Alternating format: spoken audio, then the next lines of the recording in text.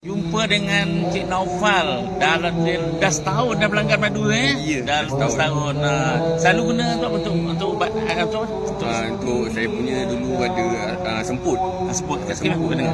Lepas tu bila dah amalkan tu madu tu, lepas tu dia punya rasa semput tu kurang lah. Anak-anak makan tu juga. Anak-anak pun amalkan, alhamdulillah semua okey.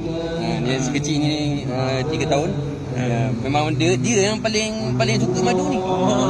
Ayah sekejap adu. Dia kalau dah minum madu, insya-Allah dia payah sakit. Dia payah demam.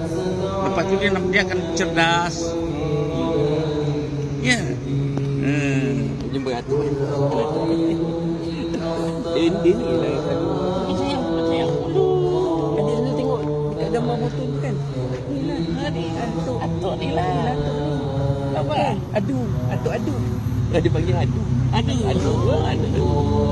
Dia ni yang selalu pagi dia, malam pun dia ayah.